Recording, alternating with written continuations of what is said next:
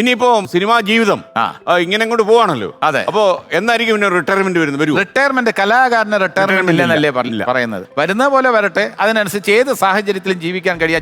ദൈവം എനിക്ക് തന്നിട്ടുള്ള ഏറ്റവും വലിയ കഴിവെന്ന് പറയുന്നത് അഡാപ്റ്റബിലിറ്റിയാണ്.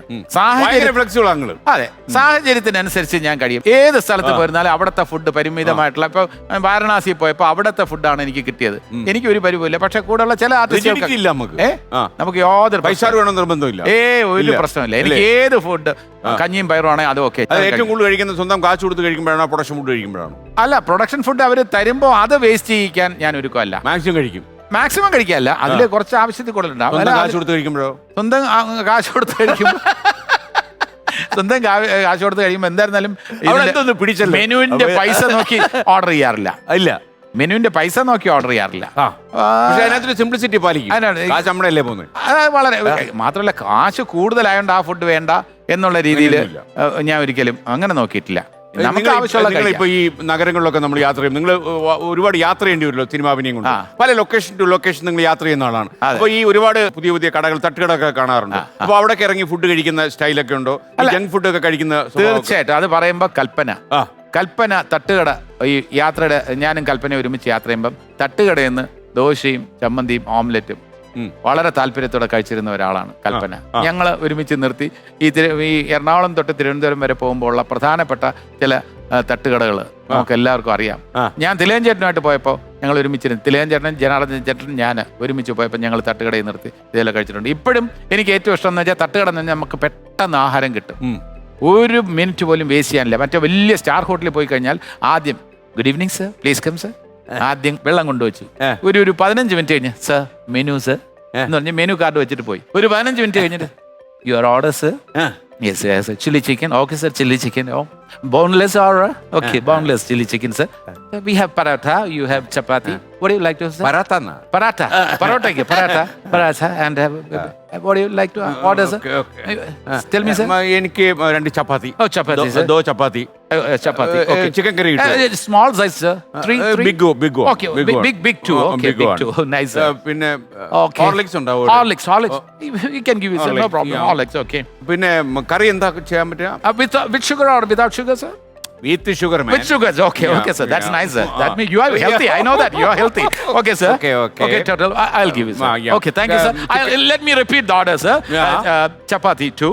Okay, then Horlicks. Okay, and you didn't order mixed chicken curry. Mixed chicken curry. Okay. Not mixed chicken curry. Chicken curry. Chicken curry. Malabar fish curry. Malabar chicken curry. It is okay. Okay, Malabar chicken. You take Malabar fish curry also. Oh, Malabar fish curry also. That's nice, sir. That's nice. Your English is good. We have some special dish, sir. Thank you, sir. Yeah, your English is very good. അവിടെ പോയി കഴിഞ്ഞില്ല ഒരു 45 minute കഴിഞ്ഞ് അയാൾ വരും. Sir, let me repeat the order, sir. Chapati 2, sir. Malabar fish curry. നമ്മളാണ് waiter, അയാളാണ് waiter. ഇത് കഴിഞ്ഞ് 45 മിനിറ്റ് ഫുഡ് വരുമ്പോൾ ഉദാഹരണത്തിന് 1 മണിക്കൂറാവും. ഈ 1 മണിക്കൂർ നമ്മൾ അവിടെ ഇരുന്ന് വിശപ്പെല്ലാം അടങ്ങി ഇതെല്ലാം കഴിഞ്ഞതിന് ശേഷമേ വരുള്ളൂ. അതിന് തട്ടുകടയിലാണെങ്കിൽ അവിടെ തന്നെ എന്ത് വേണം സാർ, എന്തുണ്ട്, ദോശ ചമ്മന്തി ഉണ്ട്, രസോട ഉണ്ട് സാർ, എന്താണ്, ഓംലെറ്റ് വേണോ? ശരി, ഓംലെറ്റ് എന്നല്ല, ആംപ്ലേറ്റ്. എത്ര എണ്ണം എടുക്കണം സാറേ?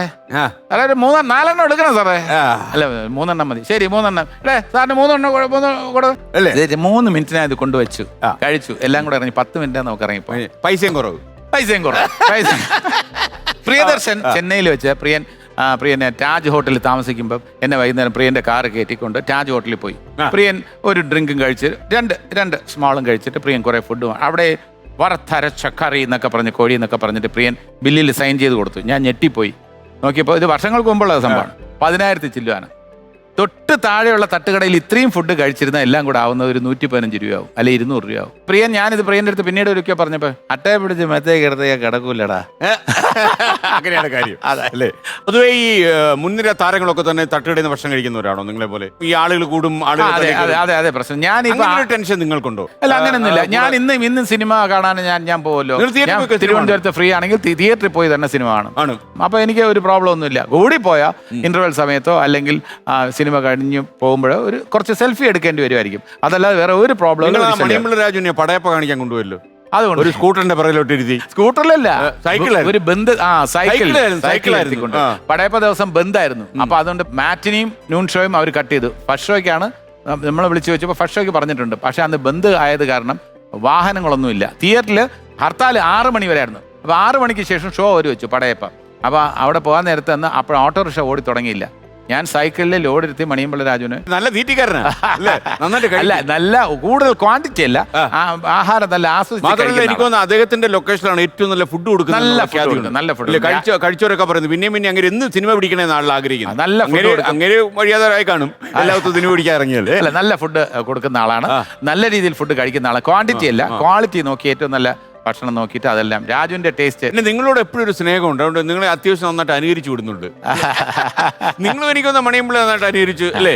ഒരു കഥ ഉള്ളി ഇങ്ങോട്ട് അടിച്ചാൽ അടുത്തൊരു കഥ അടുത്തൊരു കഥ അങ്ങോട്ട് അടിക്കും. മണിയമ്പിള്ള രാജു ഒരിക്കൽ എന്നെ കളിയാക്കി എന്തോ പറഞ്ഞപ്പോൾ ഞാൻ തിരിച്ചു പറഞ്ഞു, ഞാൻ ഈ സിനിമ തിയേറ്ററിൽ പോയി കാണുന്നതിന്റെ കാര്യം പറഞ്ഞു. മണിയമ്പിള്ള രാജു പറഞ്ഞു, അളിയാ ഞാൻ ഈ തിയേറ്ററിൽ ഫസ്റ്റ് ഡേ ഒന്നും പോയി സിനിമ കാണാറില്ല, അത് ഭയങ്കര പ്രശ്നമാണ്. കാരണം ഒന്നാമത് സിനിമയിൽ ഞാൻ ഉണ്ടെന്ന് അറിഞ്ഞാൽ പ്രേക്ഷകർ മുഴുവൻ ഞാൻ സ്ക്രീനിൽ വരുമ്പോൾ എന്നെ കൂവും. അപ്പൊ ഞാൻ പറഞ്ഞു അത് രാജുവിന്റെ തെറ്റിദ്ധാരണയാണ്, രാജു പോകാത്തപ്പോഴും ഇത് തന്നെയാണ് അവസ്ഥ.